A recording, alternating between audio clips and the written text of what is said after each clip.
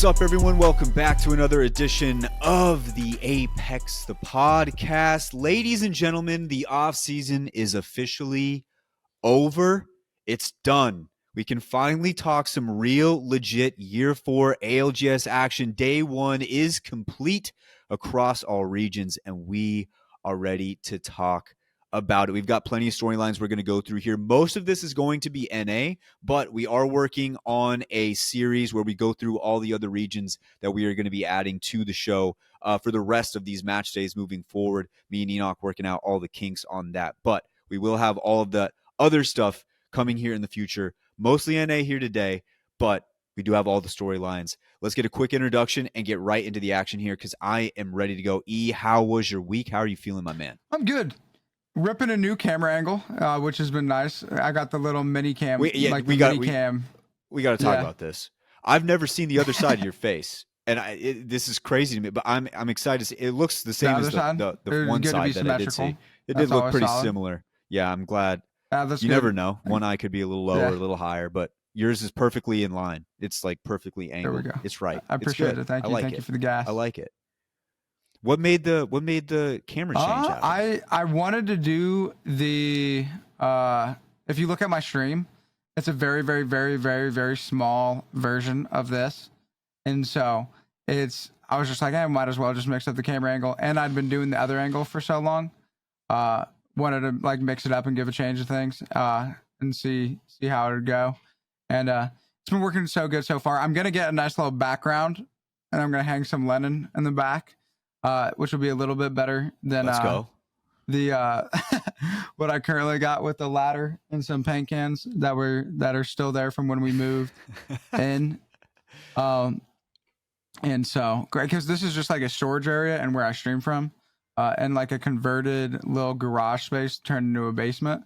Like the wall to the left of me is like not like a real wall. It's like a filled in wall from where the garage door used to be. And it has like a window that I have like covered up. But yeah, it's been good. The new face cam. If you look on my stream, it's super, super, super, super small. And it's like right on the, like where your like character would normally be. So instead of Conduit's face, they just see my face. And I've settled in. I've accepted the fact that I am a Conduit main, which is unfortunate because like she's not like the most fun legend to play, but at the same time, you absolutely like have to have one in your rank squad, or else you are playing the game on like legendary mode. Like that was the way Vosky put it, and I always said like you're just playing on ridiculously hard mode, but like legendary, like little throwback to like the Halo 3. It's so fitting because like that character with the amount of like health that you get back and how much more aggressive it allows you to play. If you don't have a Conduit, you really just are like tossing when it comes to ranked. 100%. I always thought she was super fun. I mean, play. like I enjoy playing her. Like there are worse characters, right? It's just it's no Horizon, it's no Revenant. Like you don't have like a movement ability.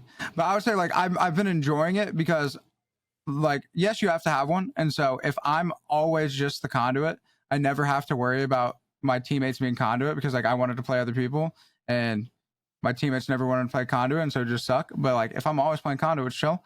And I just sitting back using the repeater, just opening up spots for my teammates and it's just give them free health and the LP's flowing, the vibes are high and it's a good time. On a new schedule as well. This is like one of the more longer how's your week going? But I'm on a new schedule where I'm doing like get up super early, rip a morning stream, and then I have like a little bit of a nap and then gym and then time with the wife. And then I do like an evening stream. So we'll see how that goes. It's been a good first 2 days and I'm looking forward to seeing what will happen. Tomorrow morning will probably be a little bit rough because I'll be up a little bit later than normal due to this, but it's definitely something that I love doing the pod. I guess I love what we got going on here. I love what we're building and it's good. It's good. All is well. Good. I'm glad. I am glad. With me, same. All is well. Nothing too much to complain about. Feeling really good. Feeling really happy that we just got ALGS action back. I'm excited to get into this stuff. So we're going to kick it off and get right into it. ALGS match week number 1. It was a hell of a match week. I will say that. There was already a lot of storylines going into this. The only thing, my only little qualm, my only little issue, I wish we got Group C day 1. I know they had to go A versus B, but I really wish we would have had Group C day 1. Group C is a meat grinder.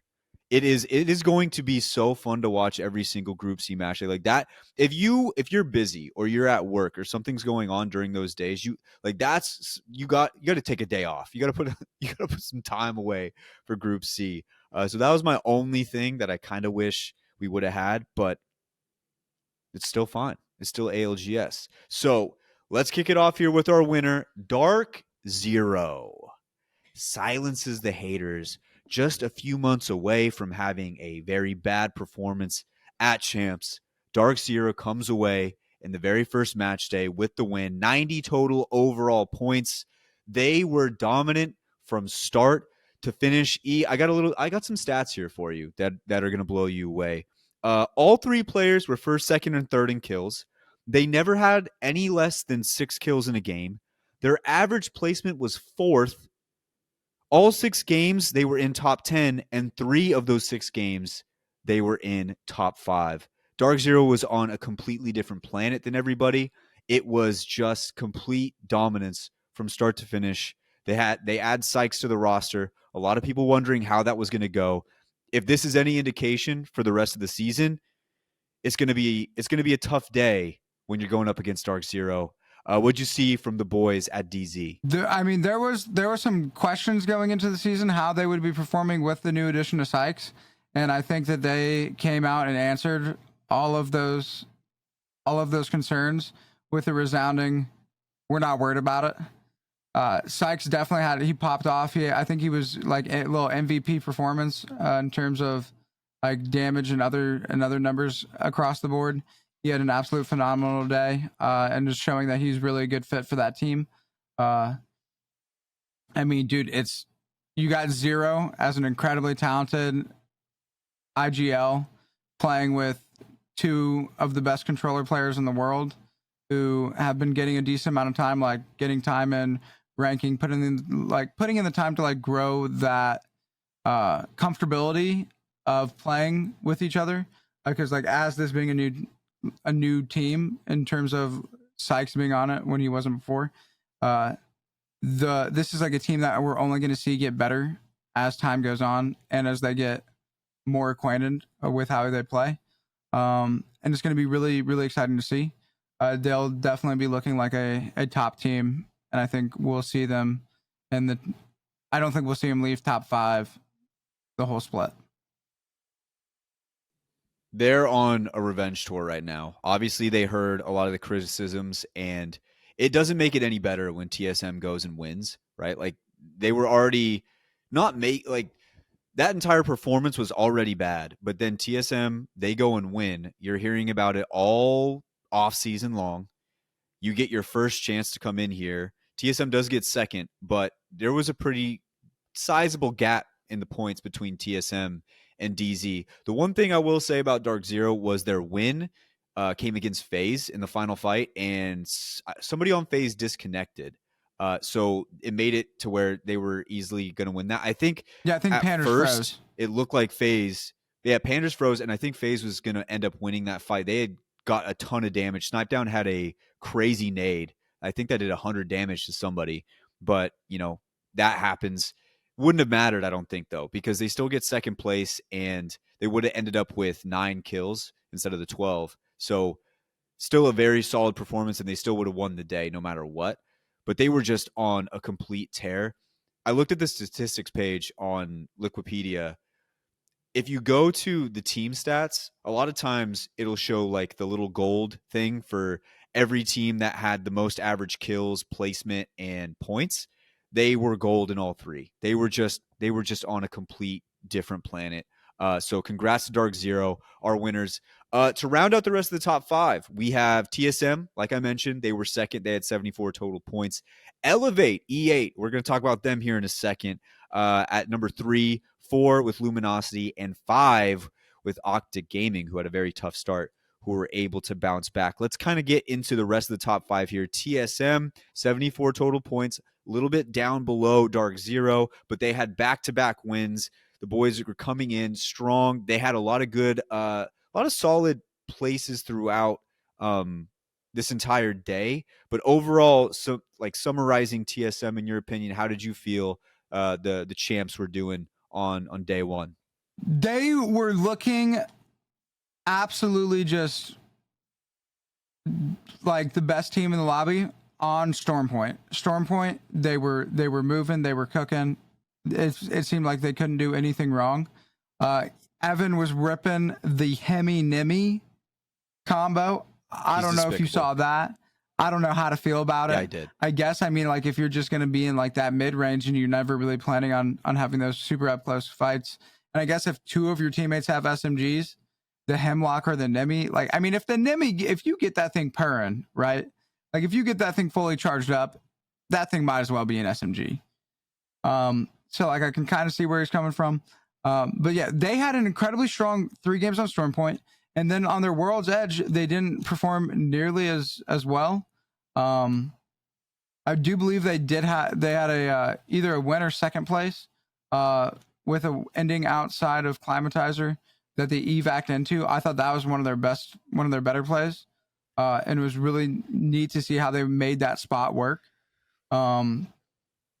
But I would say overall, I don't think the fuse is the move. And like, I get it.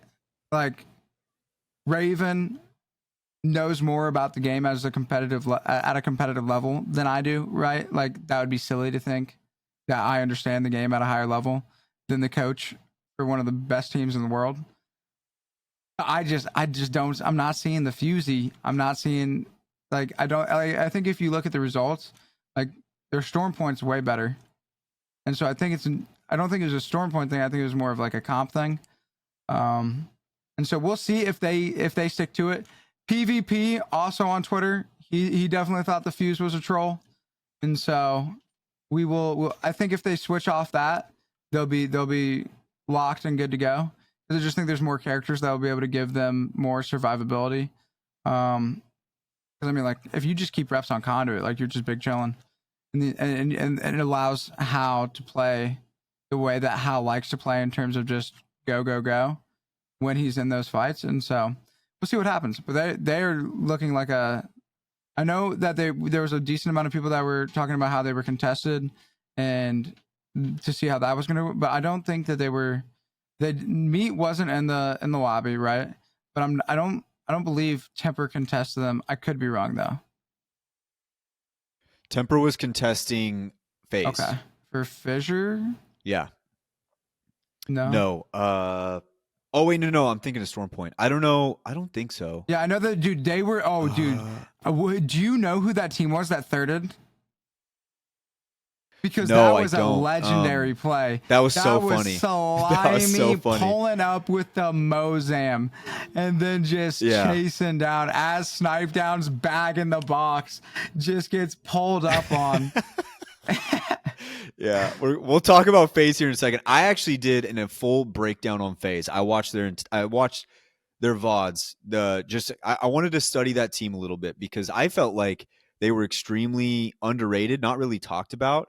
And I wanted to see what was making them work. So I'll get to that here in a second. But yes, TSM, they come in. Like I said, they get to back-to-back wins. The game you were talking about at the end, they end up getting second.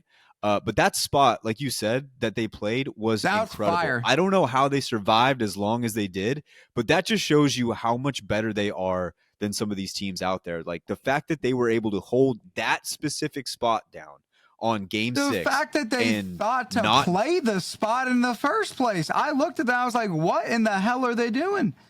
Where are they going to land? Mm-hmm. They're like evacing in at like the last hour. And it's just like, what are they going to do? And then they just the black wall goes down and they just somehow don't die. And then they went from everybody in the lobby shooting them to as soon as their black wall went down and they seemed settled, everybody just stopped.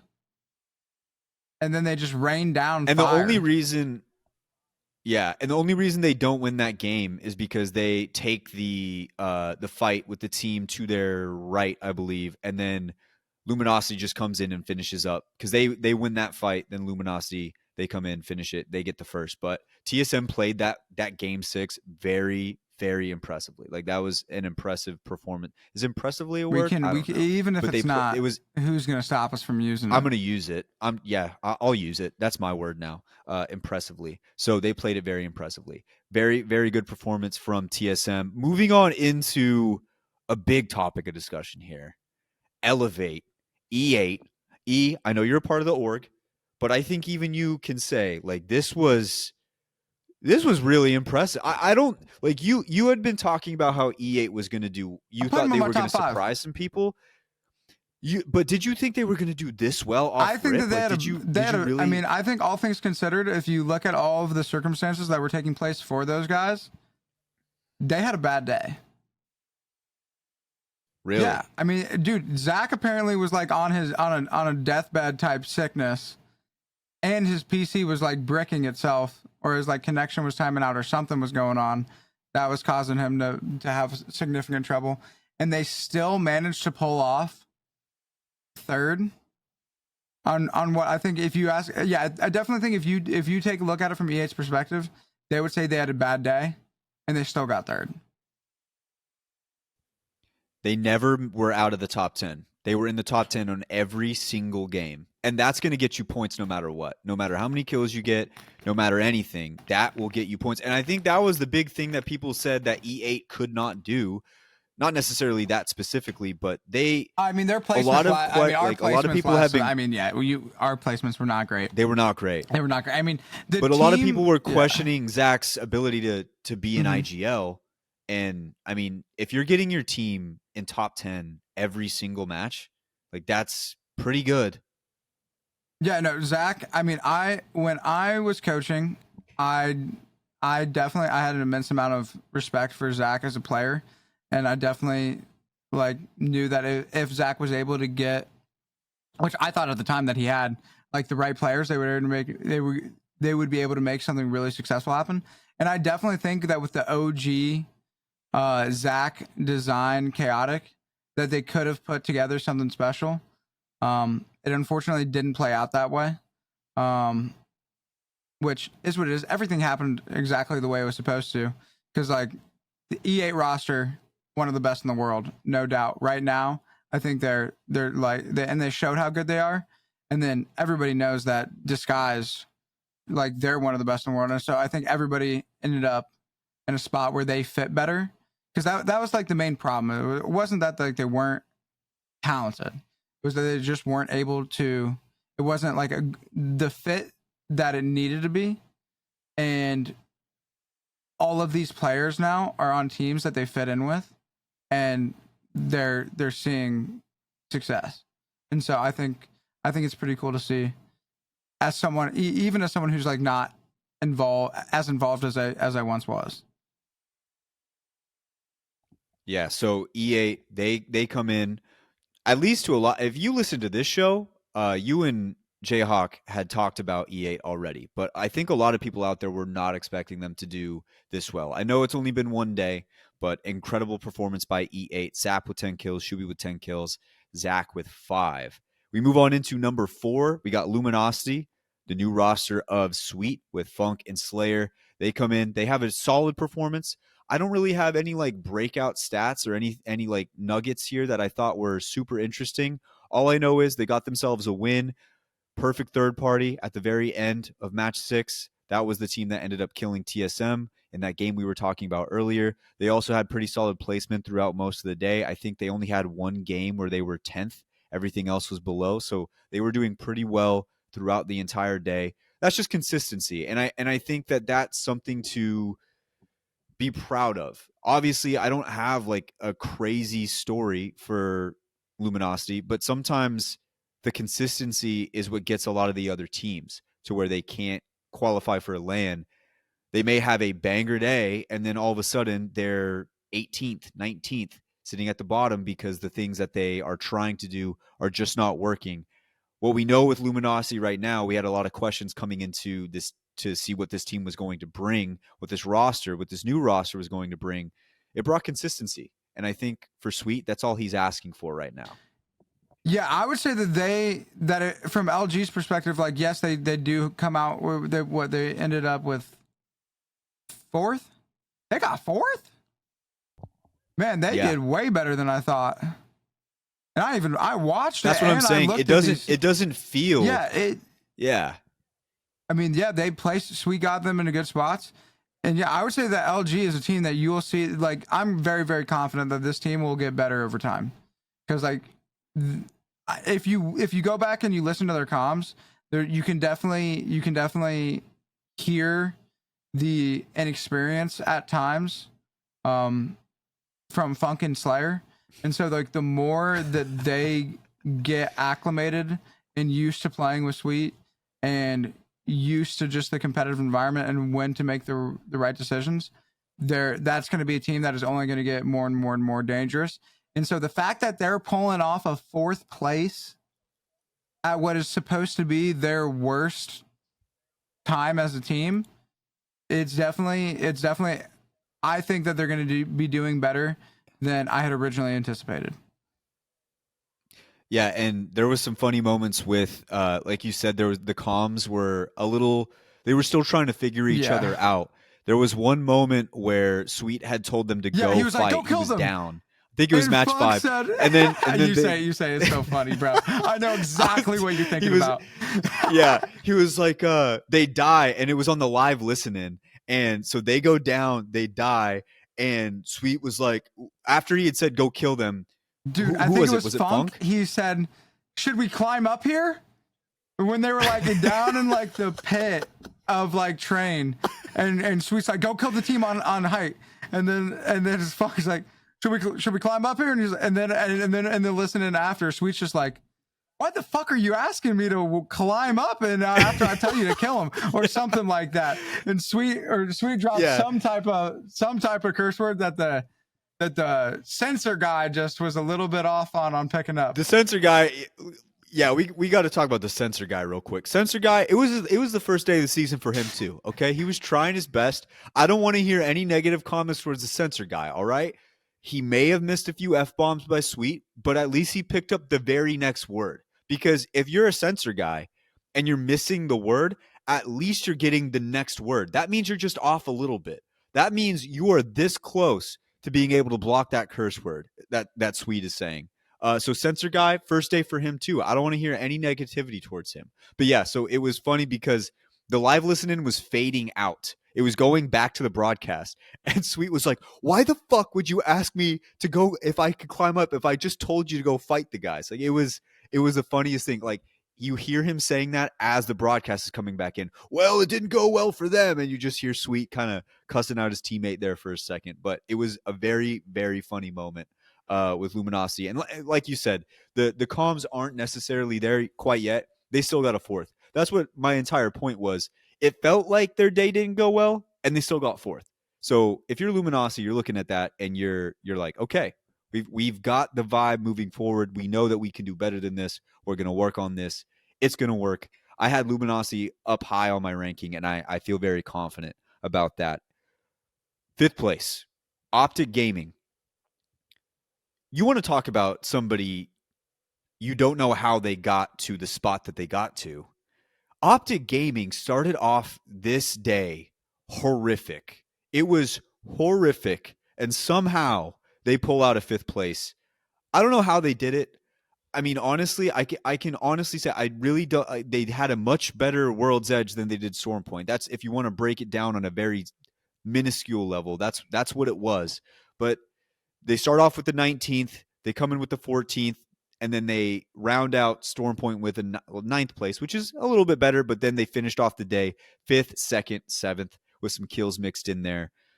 I don't even know how to break down Optic. I don't know if you saw anything different, but Optic Gaming, they bounce back. They get 5th place. And if you would have said Optic is 5th place day one, you probably say, yeah, they probably do. maybe a little bit better. But what did you see from the OG boys? Yeah, I saw a strong bounce back, because this is a team that definitely, I would say more than most, has a high expectation to perform. I mean, they're Optic. Like, you can't be Optic and not be one of the best in the world, and they know that. Everybody knows that, and they came out and they did not, like, that 19th place match one stings. 14th place, and you're like, all right, you just gotta stay focused on, like, okay, we can still make a good day out of this. 9th place, you're like, okay, we're getting a little bit of the momentum back, and then they just finished it out incredibly strong on World's Edge. And so you love to see it for those guys, and you love to see a team that can have that rough start and then still pull back to make it a solid day. It's like 5th place is nothing to be shamed about, especially when you have, like, as bad of the first 2 games as they did. And so it's huge for them. Love to see it. And that's 15 points on the board that they're going to be happy that they walked away from, given how bad it could have been. Exactly. So Optic Gaming rounds out our top 5. Some storylines here. The first one that I mentioned and alluded to earlier, FaZe. So this FaZe roster, I think it surprised a lot of people. They end up on the day with 7th. So not the best, not the worst. But I think what was so interesting about FaZe when I went back and watched everything was they don't have a concrete IGL. And at first, I thought chat was trolling when they said that, but that is actually how they play. It looked like I was playing with my boys. That's exactly how we would play, where there is no concrete IGL.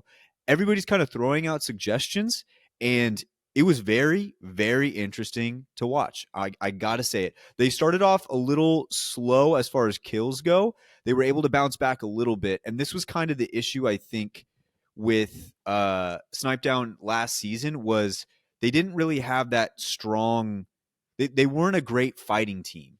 And Jayhawk mentioned that last week. Right now, they don't look like a very strong fighting team, but they can sure get to their spot, and they can sure get some placement points. The one thing I worry about with FaZe is the IGL thing, where it's kind of bouncing back and forth between one another. When it's going good, that's great. It's awesome. I worry about when it starts to go bad, because when everybody's throwing out suggestions and maybe somebody takes one and it doesn't work out, then you can kind of get into that counter calling culture. You can start to question other people's calls. Maybe you start to have like a pecking order on whose calls go first and second and third. And I don't know if that's the best team dynamic to have moving forward throughout the rest of the Pro League season. But we're going to see how it works from right now. I would also like to say a congratulations to Panders and Zara for signing with FaZe. And Snipe Down was obviously already there. But big shout out to them, because the Furia thing was a little odd, a little weird. And you kind of felt bad for those guys. But they're with FaZe. That's a great organization. That's a great place to be. So I'm happy for them.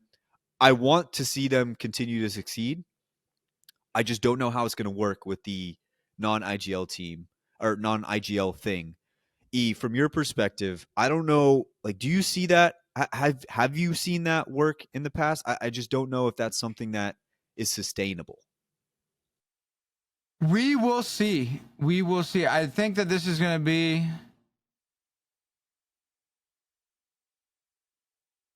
I don't know. I'm trying to decide. You know what I'm saying? I mean, this team, they have potential, 100%. They have potential to string things together. Everybody doesn't. I mean, I would say for the most part, there's not a huge amount of confidence out there that this team is going to perform. And this was definitely like a way to, like, potentially stop the haters and get them to, like, stop talking bad on their names. But we'll I think this is going to be a situation where we're going to have to really keep an eye on it. Don't get me wrong. I would absolutely love to see this team pop off, be a top 5 team, and be able to make it happen. But while at the same time, I do think that there is a potential that, given how new of a team this is, that they could see some struggles as things go on. But at the same time, with every other team, whenever we're talking about a new team, I always think that they are going to continually get better and better as the season goes. And so you could look at this and you could be like, oh, they just had one good week. They're gonna fall off the rest of the season. Or you can look at them as like, okay, same way we looked at the LG boys. At their worst, they're pulling they're like what is supposed to be their worst, as they're, because you're supposed to be getting better and better and better the longer that you play as a team. That at their worst, first time of them actually competing together, they're pulling out of 6th place.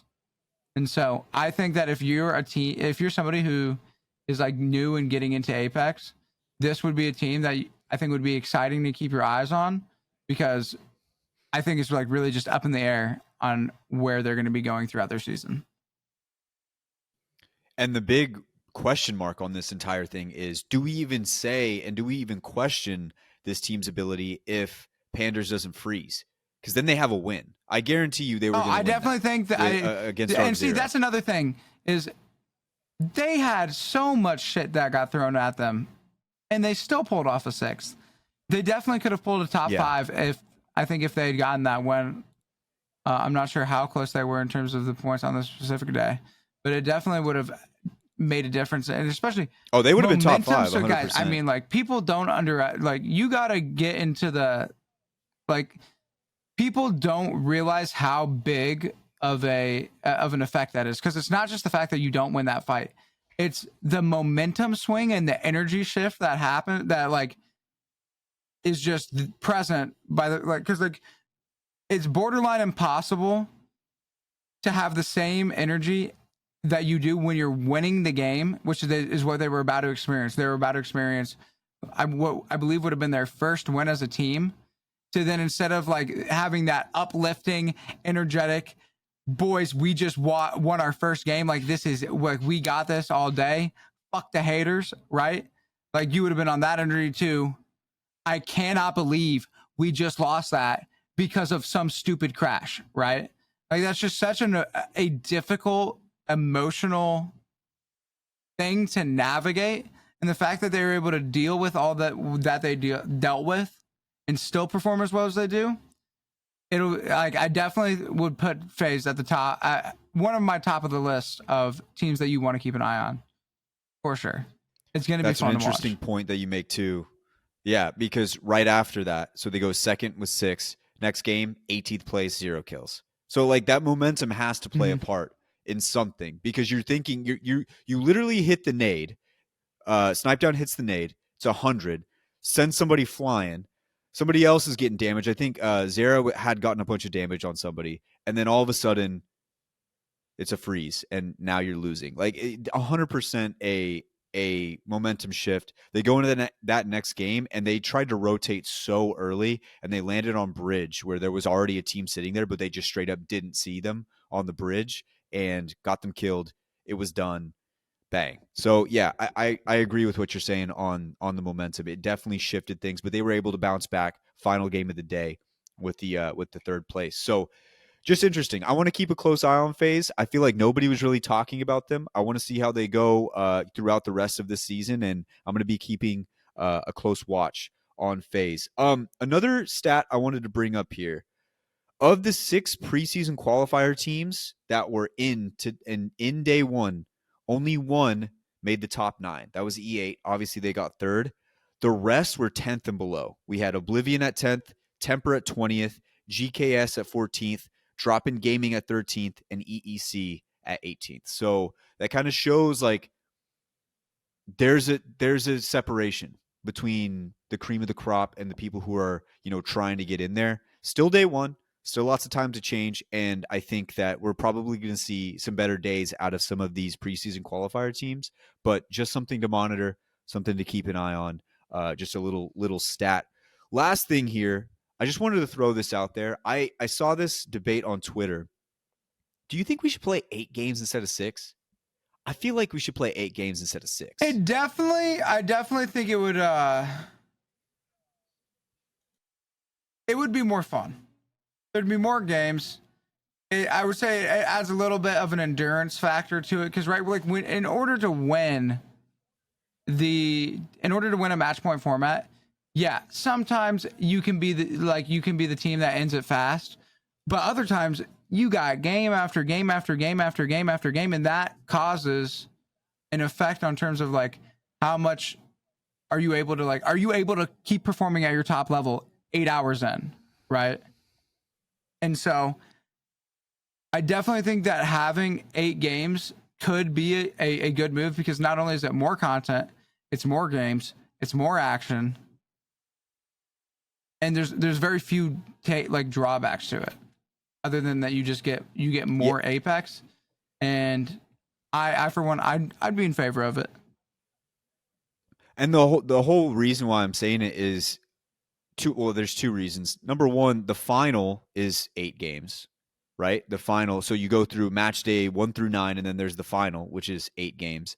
And then when you go to LAN, it's match point. So that could range anywhere from 6 games all the way to who knows how many. Like we've gotten way up there in games. So I just feel like it would make more sense to have it at 8. Sometimes I feel like the 6 go by a little quickly. I do understand that the broadcast talent, they'd have to talk way more. There'd be a lot more things you'd have to add in there. But yeah, I just feel like 8 is a little bit better. I don't know. I would like to hear what you guys think. If you guys would like to comment on it, you can always tweet us at the Apex the podcast on Twitter, or go into the Discord, say what's up, give your opinion on it. But I do feel like more people would be in favor of 8 games. I just want to throw that out there. Other than that, not too much other stuff as far as NA goes. The only other thing are Temper Boys. Not the best day. But guess what? It's slingshot method. We're still on Temper's side. They got a lot of rough games out of the way. Got all the rough ones out of the way. That means you just have green pastures ahead. Shout out Temper. We love the Temper boys. One more thing too. The broadcast, they added so many cool graphics on there with the teams and showing where different people went and all that. I just do have one question. Whenever they pull up the map while the game is going on, if you look at all the team names, there is randomly short and long colored lines under each team name. And I'm still trying to figure out what is the purpose of like when a team has a shorter line versus a longer line. It seems like it's completely random, but I feel like it couldn't just be completely random. There has to be a reason why these lines are all different lengths. I just don't understand it. And it's not like the one side matches the other side. It's literally every single line is random. Can somebody from the ALGS, somebody who works on the graphics, please explain this to me? I need to know. A lot of people, when I tweeted it out, also had the same question. Somebody help me with that, okay? If you need reference, go to my tweet, at @YBab. It'll be there. You can see it. They're all random. Every single line is a random length. I want to know. I need answers now, okay? All right. Ladies and gents, we have a fantastic interview today with SpiderTiff. Tiff came on for the second time, but the first time we had her on, we also had her with Dia. So it was like a dual interview. This time we get a lot more in-depth with Tiff, her career. If you're an aspiring caster, you need to listen to this interview. And there's just so many great things, great tips that she gives throughout this thing. Also, big Pokemon Go fan. You got to see how many kilometers she's walked. It's incredible. It truly is incredible. So shout out Tiff for coming on the show once again. We're going to hit a quick ad, and on the other side, we talk to SpiderTiff. All right, everyone, here we are with a very special guest, her second time on the show, but the first time, I don't know if that really counts, because we also had Dia on. It was like a dual interview. It was very cool. It was great, and we love Dia. We'll have him back on soon as well, but now we have Tiff on the show by herself. She's chilling with the boys. Tiff, how are you doing, girl? Look, I'm pretty good. I'm not going to lie. I'm really tired. 2024, yes, we've been in it for like 23 days, but man, I've been going through it. that just means you're working hard, really. That just means you're hitting it. Yeah, the flu got me. That's different. I've been suffering from allergies, so I wake up with my eyes double the size. This is a good day. This is a good day. There we go. We're alive. That's just like the slingshot for the year. Yeah. So you're just getting all your tragedies out of the way early, and then it's just going to be boom, off to the races. Honestly, that's a good way to look at it, low-key. Yeah, there it is. And I mean, you have every reason to be tired because you have been all over the place. You are casting Apex, you're casting Warzone, you're casting everything at this point. How has everything been going since the last time we talked with casting and stuff like that? Like how some of the opportunities and stuff like that seems like they've been flowing. How are you doing professionally? Uh, Professionally, if you ask me like personally and I give you an answer, I'm going to say I don't think I'm doing enough ever. Like I will never ever do enough. I don't think I'll ever be happy. That's a whole other issue. But since we last talked, was it Split 2 or was it Champs that we talked? It was Champs, right? I think it was Champs. Yeah, I think it was before right. I Okay. think it was a lead up right before Champs. Yeah. So post Champs, it kind of goes into like a weird feeling. Like anytime as a talent, or even I'm sure it's the same with players or people that go, you like go into like a funk after like such a massive event. You're like, this was so cool. And it was so much excitement. You have all the endorsements, all the adrenaline, and you're just like amped. And then it's like just gone. And for freelancers, it's like, okay, well, like what's next? What do I do next? I don't get to cast Apex for like, I don't know, like 4 or 5 months, right? The off season comes and there's not really like a tier 2 space to work in. So you just kind of go into a lull. I took the entire month of October off of casting. Things started picking back up. You had some new titles drop, and I originally started back in Call of Duty multiplayer casting a few years ago, and that's kind of where I got my start. So then I was casting some, you're right, Warzone. That was really cool and fun. And I just honestly, I just try to stay as busy as possible. Right now, I'm very fortunate, even given the landscape that a lot of talent has. A lot of people aren't working right now. A lot of people aren't getting their contracts renewed. Like yesterday, I was on a broadcast and we get the tweet that Riot laid off, 11% of its workforce. So it's very much a scary place out there in my eyes right now for esports. And I'm just really grateful that I have jobs that I can be working right now. Yeah, it's definitely right now esports. Despite I think there is a demand for esports, but I think at a certain point, like they're trying to figure out how much of it is legitimate, and so like it's crazy how much is happening right now. Like there's a lot going down, and I know that can be scary, especially when you say the word freelance. Yeah. I want to get back to that a little bit because there's got to be, like you said, it probably always feels like it's never going to be enough. Like how stressful can that be at times? Like you talked about there being the lull. I'm sure there's like the void of, man, I wish it was here, but there's also probably a little bit of that anxiousness. Like I need to find something and just keep going. Like talk to people a little bit about just the freelance work and what kind of goes into that and keeping yourself level headed through some of the slower times. Ooh, I mean, that's a really good question because a lot of people just, I think, assume that a title hires us and we collect a paycheck every 2 weeks, kind of like a normal job, and they kind of like own our likeness and we dedicate to that title. I wish. I think there's a couple people that potentially in the past have navigated those type of contracts if they're like exclusively on one title, but that has never been presented itself to me. So usually you kind of work from gig to gig. And I left a full-time corporate job in risk management to pursue casting full-time about maybe a little over a year and a half ago. So I went from making really, really good money consistently to hey, this is the rate we're willing to offer you. And like we're in such a weird landscape, we kind of like we already talked about, that it's like you almost feel it's not okay to like push back on your rate as much because you would rather have the job than them be like, oh, well, that's not in our budget. And if we're not going to pay that, we can just go and pay someone else the XYZ, right? So there's a lot of different things that go in and it gets involved with that. Like I don't have an agent.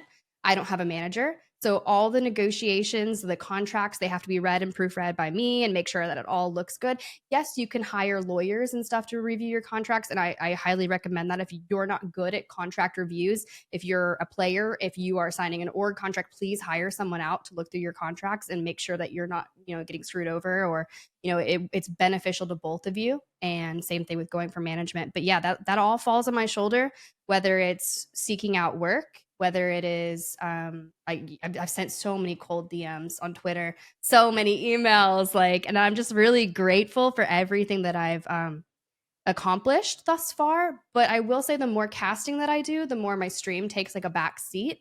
So at this point in time, I really don't make that much on stream. But I also don't stream that much anymore because of ALGS. That's kind of my focus. and I want to give the best quality that I can to those broadcasts. Also, casters only get paid for the day of the broadcast. We don't get paid to do like work outside of that actual show.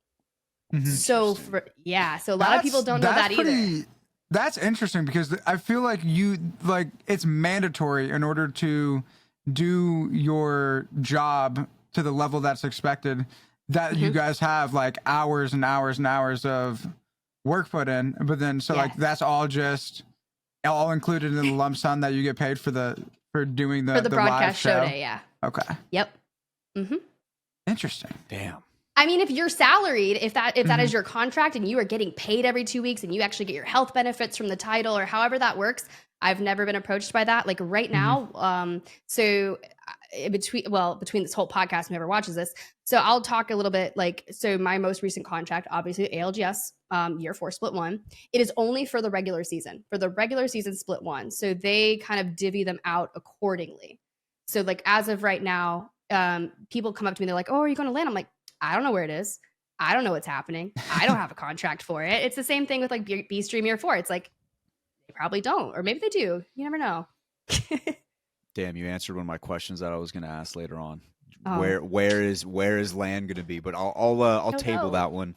I wish. So with all that being said, with all of the freelance stuff, with all that different stuff going down, and having that all kind of fall on your shoulders, is there somebody in this scene that you have seen their path and are like, I kind of wanted to go that direction? Like, is there somebody you look up to in this scene as far as just the way that they navigated through their path?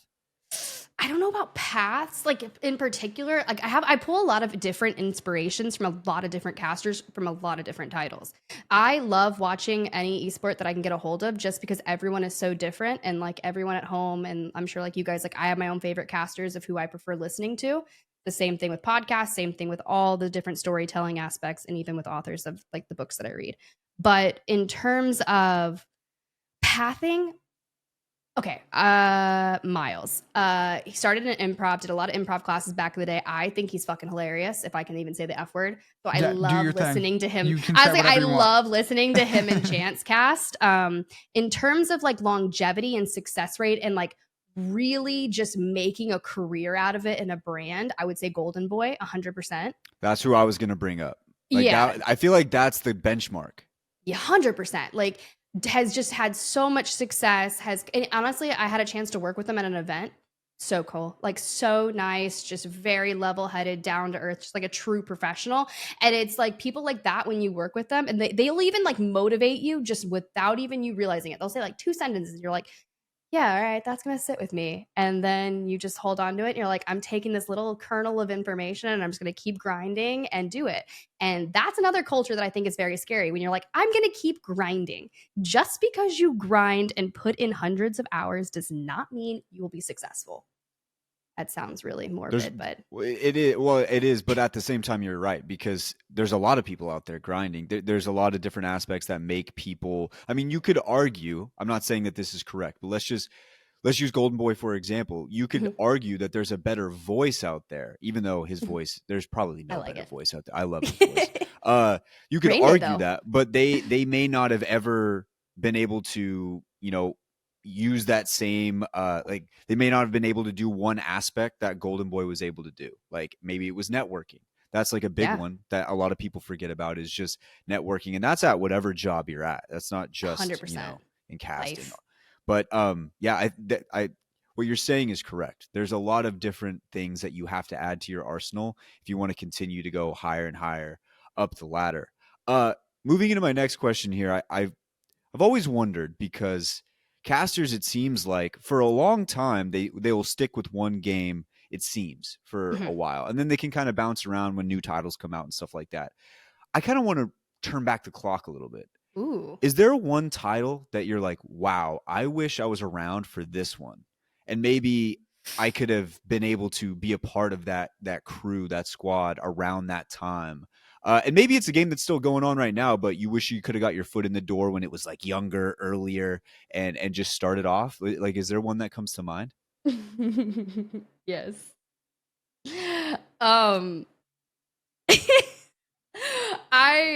This is like, I feel like it's like a guilty pleasure. I watch Pokemon Go broadcasts. Yes. There you go. I do. So I grew up playing Pokemon Yellow on Game Boy. I have like my Pokemon Yellow, my Pokemon Blue. I have my original Game Boys back here.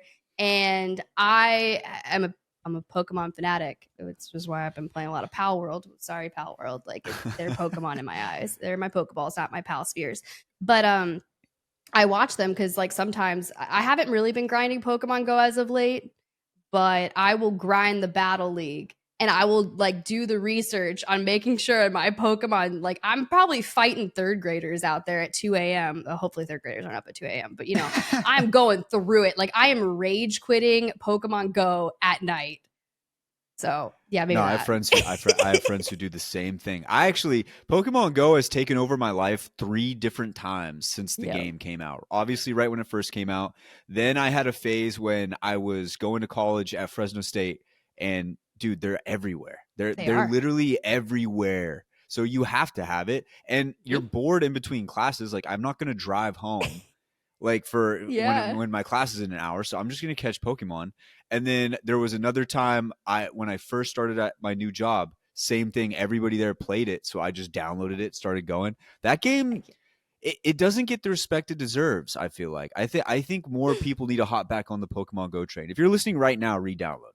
That's what I'm saying. Re-download it and send me gifts, okay? Yeah, because let me just tell you, there are people in the Apex community that I am friends with on Pokemon Go. We will send each other's gifts. One of the analysts' mom plays Pokemon Go. We send each other gifts. Like, it's a whole other level of connection there. Okay, as someone who has not played Pokemon Go, question to both of you: what is the furthest distance you have ever gone, like, out of your way, specifically to achieve something in the game? I guess the UK. Well, I didn't go out of my way. Okay, yeah, we'll count it. I was there. You know, I went for the Pokemon Go. The LAN was on the side. It just happened to be taking place at the same time. They offered me a contract. I went. It was cool, I guess. But the Pokemon were better. I don't know the furthest. Like, similar to Tiff, I go places and then I just happen to open it, and that's always cool. But I can tell you how far I've walked. The distance I've walked on this account, like, I had to restart my account. The distance I've walked is 1,694 kilometers. Oh my God. Okay. I've caught 3,490 Pokemon. I have 3 million XP, and I started this account. Mind you, this is not when the game came out. I started this account in 2021. Oh, that's good progress. Okay. Yeah. This account is from 2016 in July. Oh, shit. I can't wait for this. Your numbers are about to look just astronomically small in comparison. You're about to put up Hall of Fame numbers right now. She's about to put up numbers on you. I took like 2 years off, though. 3,700 kilometers. Yeah, just doubled mine up. Almost 20,000 Pokemon. I'm like 97 short. I visited 9,200 Pokestops. I have 20 million XP. Dude, she's got 17 grinder. million more XP. I'm telling you, and I have a shiny Mew. You have a shiny Mew? What the fuck? Okay, in Apex terms, what is a shiny Mew? It'd be the Buster Sword probably, but like times that by 50 million. Yeah, probably. Yeah, it's something crazy. Something crazy. So it's a flex of flexes? Yeah. It's a flex. And I spent $5, not $300, so I win. Okay. I'm the real winner. Yeah. I'm the real winner. Got it. Got him there. No, that's cool though. I think people always talk about like what you want to do in the future, but I'm always more interested in like if you could go back in time to like those different moments and stuff like that, especially in casting, because there's been esports in its infancy was so fun to watch some of those casters back in the day. Like, it was so unprofessional but professional at the same time. So it was just really, really cool. Okay, so we got to talk some. Actually, you know what? Okay, here's what I'm gonna do. Okay. When we first had you on with Dia, we kind of asked you both how you got into it. What was your drive to do it? Where did this all come from? You had just mentioned that you had left a job that was very stable to go into this field. Let's dive a bit deeper on that, because last time we had both of you, I'd like to get a more detailed answer on how exactly you got into casting here and what was the driving force behind it. Okay. So I was in corporate America. I was there for about 8 years. I have a college degree in it's international business and a minor in French. So I did a lot of like international type classes. I always loved traveling. And then I just kind of get bored. And then like my guy was like, hey, like, do you want a PC? Like we can play PC games. Some of our friends have PCs. So back in like 2018, 2019, I think I made my Twitch account in like 2018 and started watching Twitch streamers. And then I started streaming. And then one day I've also done a bunch of like on-air talent classes, improv classes, just a lot of those kind of things. I think I did those for like maybe 6 years. And like even right now I'm still in like voiceover classes for animation and video games because I want to get into that like on another like side level because I'm like, I'm already here. I might as well get better at it. So doing that, but so I got a PC, I started watching, and then I was watching a Twitch Rivals event. And because I went to Twitch Rivals or TwitchCon in 2019, I saw Twitch Rivals Apex there. And I actually tried to compete in it, but I was nobody. So I was like sitting there as like an alternate. And it's actually really, really funny because I remember waiting in line for that morning and a nice wig was like, I think that was like one of his first major tournaments probably. And he was standing in line in front of me and was like totally panicked about getting there on time. Probably does not remember this interaction, but I do because I was there with my sister-in-law. And I was like, you know what? Nice guy. Good. Glad to see him succeeding. Right. But so I watched it and I was just like watching all the commentators. And then I watched, I think it was like World Series of Warzone, like the first iteration of it for Dansk. And I was like, I'm going to do that. Like, I see this girl there, I'm going to do it. And then I did it. And that sounds really crazy. I just started hitting people up on Twitter. I was like, hey, I'm a streamer. I don't think I was probably averaging maybe like 30 to 40 viewers, maybe 50. Like I wasn't technically that's very small streamer in the grand scheme of things, right? Like it's not like I'm anybody at that point in time. I'm still working on my brand. I'm still trying to figure out who I am. And I'm not a pro player by any means. I just love video games. And I will only cast video games that I actually enjoy and that I actually play unless something crazy happens. Like, unless someone's like, take this money. And I'm like, oh, dang it, man. Like, I do want to eat. Well, I got to do it. Yeah. I got to eat. But like, that's not going to happen. Right. So we'll see how it goes. Maybe a Netflix barbecue show one day. Let's get the meat. But no. I just kind of worked at it every single day. I watched so many broadcasts. I practiced. I listened to VODs, and I was probably horrible at the beginning. I feel so bad for the first person that I was casting with because they're probably like, this girl is dumb. And I wasn't dumb. I was just new, right? It's like, it's the same thing. And it's kind of like full circle, right? Because you start working with new casters and you're like, they're so nervous and you want to help them get better. And you just kind of want to keep giving back and you want to keep leveling up. But yeah, I just set my mind to it. I was like, that's what I want to do. And so I went and did it. Doesn't always work out that way, but it kind of actually worked out for once. And I was like, whoa, that was weird that it actually happened. So on this like journey of getting into casting, did you have any like fellow casters that like when you were new that kind of like picked up on it and then were trying to be like somewhat of a mentor and like give you pointers and tips and like ways to improve? I don't know if there was anyone in them like particular that was like, hey, if you want to get better, but there's been a lot of people even now. Like I spent some time the past couple months like doing a FlyQuest Trailblazers tournament series for Valorant. And it was really, really cool to highlight kind of like the up and comers in the pro scene when you could only have like so many actual game changers, talent on the roster that were competing. And they brought in like different iterations of people. And I got to cast with Mimi. She's really, really cool in the Valorant scene, does an exceptional job as a desk analyst. And she was like, hey, you know, if you really want to like do this, like let me know. We can VOD review, we can look at stuff. And I've had just over the course of, you know, my journey, people that are like that. Like I have a crew, it's me, Dandro, and Goj. We have like a group message and we kind of like run ideas by each other. And we're like, hey, you know, if you ever have a question or if like a style was wrong, like Dandro will literally message me and be like, Tiffany, I'm not going to lie. That was the worst call you've ever made in your entire life. And I'm like, okay. Or yeah, there. Like, thank you. Sure. Positive, constructive feedback. But like we have that level with each other that we're like, that's okay. Like someone needs to tell it to your face. And there's a difference between like a random Twitch chatter who just genuinely doesn't like you versus like someone that you actually respect, knows what they're doing, and can give you that like constructive feedback that makes sense and you can apply it. Yeah, see, that's so I have that. Yeah, I feel like that's something that like most people in Twitch chat don't understand is that in order to be in the place to give somebody that like constructive feedback, they're like, for it to be received well by pretty much anybody, there has to be like a certain level of relationship there. And when you're just some random schmandy Andy, just be like, oh hey, you really could be doing this. Like, come on, like. But that's amazing that you have those people that, because you do need people in your life that can straight up just tell you like, oh, like you definitely could have done this better, because there's a lot of people who just, no matter what you're doing, they're gonna be like, oh, it was amazing, like you did such a good job, even then you're just like, did I? Like, it didn't feel like it. Like, I will say that every cast that I do is not going to be a banger. Like, it's just not. Like, we're human, right?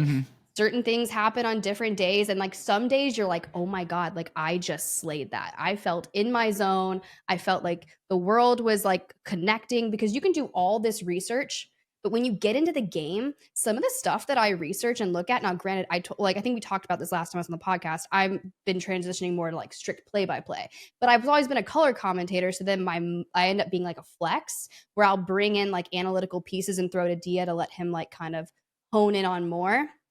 But sometimes the stuff that I look at is not going to be applicable to what I'm witnessing on the screen, because we kind of are at the mercy of, like, we have a whole broadcast team, the observers, like that's all been leveling up and it's really great. But sometimes the stuff that I look at and I focus on isn't what we're seeing for that day. And I'm just kind of like, okay, so I'm building a story out of new. Let's weave it together and be on the fly. And you're more very having to be analytical about just different pieces that you're getting to witness live. You know what I love about you and Dia? It's like the you like, they try to teach you this in like whenever you're doing some sort of broadcasting class or whatever. They always try to do the, okay, this is the block, you're going to say this is the story. After you say this story and you're like, say you have an anchor and a co-anchor, they'll always say, you know, now just kind of ad lib for 15 seconds about the next story coming up or what you just talked about. And sometimes it could be super awkward, especially when you don't know the person. You and Dia don't have that. Like you guys have a very good like rapport with one another that I like a lot. And it's just really cool to watch. Like that's not even a question. That was just a straight up compliment. But I do have a question to follow up on all of that. You said you have the group chat where they will say, not your best call. They'll give you constructive criticism to say, this is what you need to do a little bit better. Thank you. Move on. Is there a call, though, that you look back on, you're like, I fucking nailed that. I got that one. That was my best call. Like, is there one, or is there maybe even like a team that whenever you seem to follow that team around, you just good calls come your way?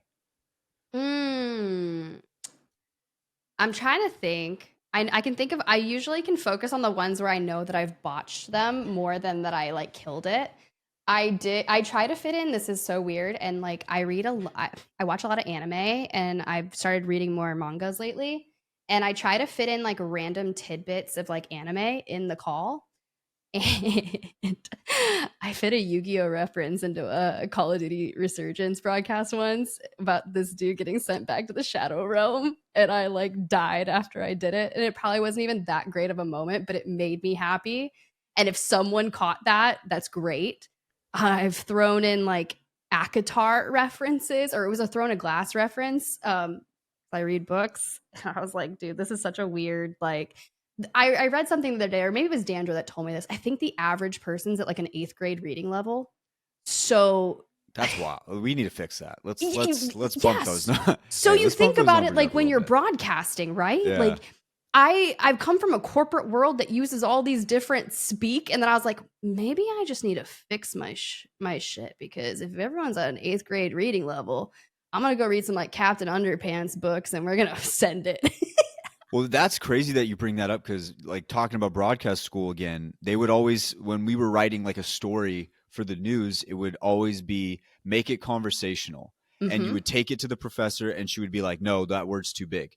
And I never understood why, but that stat makes complete sense. It is kind of crazy to go on the news and just start sounding like like reading off Webster's dictionary. Doesn't really sound great, but it is like one of those things where that conversational language can actually end up helping you a bunch. And it also minimizes, I think, I can't speak for you, but I think it minimizes like that rush in your head of what you can say when you can just simplify it. You know, like that's something when I was broadcasting a lot of like hockey games, I would try to almost be someone else with like the language I was using, and it wasn't who I was. So when I just went back to more conversational stuff, like how I would talk to Enoch or something, it ended up flowing a lot better. I don't know if you have you seen a little bit more of that in your cast as well? We also have to think about it this way. There's a couple different reasons of what you just said right there. A lot of esports broadcasters actually watch hockey to prep for esports broadcasting. Now, it's one of the I've never done toughest it. sports to. It's so hard. It's actually so, because there's very small windows where you can actually do color. That was the toughest thing, was trying to do color during hockey, because play-by-play, you can do play-by. I mean, it's going on the whole time. Doing color is so difficult because you have just such a small window to get a nugget in there. And that was it has to be efficient. It has to be efficient, and it has to be like on par, like at all. And the plays happen so quickly, so sometimes it's hard to break down a play. But yes, like if they're doing that, that makes me feel really good inside. That makes me feel warm and fuzzy. Yeah, dude. Spaceman, he was on RLCS. He's done a lot of Challenger stuff. Shout out to you, homie. Hope everything goes well for you in 2024. I know the first month was really, really hard. He studies hockey broadcasts a lot. I know Goj does. I just read a lot, which probably doesn't help me on that 8th grade reading level, let me just tell you. But I do try very hard. If I haven't worked with someone, I want to play video games with them. So like a lot of when I first started, like I think Dandro and I, we play Warzone a lot, or he wants to play. He's actually doing Challenger circuit this year. He's casting, I think, alongside Graceful. So I'm really excited for him. And I'm really excited for that duo because Dandro is hilarious and Graceful is just freaking awesome. So I hope that goes well. But Dandro and I'll play Apex together. And I think I've even played with Dia as well. It helps, right? That's how you build that chemistry outside of the environment that you're in. And so you can just kind of like be yourself, joke around, but also keep it professional because it's a professional broadcast. Yeah. But I think that's also why a lot of people like the B stream. It's because it's very comfortable. Comfortable. Yeah. And like conversational. Once again, like it comes back to like they're just talking to one another and kind of just displaying what's happening. You just mentioned playing with Dia. I got to know, what's the skill like on Dia? Bro, he analyzes me while I'm an overextending wraith that sees something shiny and I just full send it. You put me on a different character, I'm doing the same damn thing. I'm gonna ego chow you every day on M and K, and I will miss my shots. We're probably close to the same skill level, honestly. Okay. I think he was playing. This is when Conduit dropped, and he was definitely pocket healing me really efficiently. So I'm grateful. It kept me alive just a little bit longer. Yeah, I'm curious to see what he is right now. But also like I'm not in my peak either, so I can't say anything. Which caster is the best skill wise? Like who's the best caster? That's a fire question. Hear me out. I have never played with Vicky, but she scares me. And that girl, if she gets you in a room, will be showing you clips on her phone within 2 seconds. We actually have been taking photos of her showing clips to everyone. Like rehearsal day, she's on her phone. She's like, bro, I just hit this nasty clip with the Prowler, and I'm pretty sure she's roller. Like you gotta be real scared of her. Like I think she's a fragger, 100%. 4-3. Okay. On that 4-3 linear? I think so. I straight up. Like, I don't know. I've never played with her because she's like, oh, I used to stream a lot. She's like, I don't really want to stream right now because I get feisty.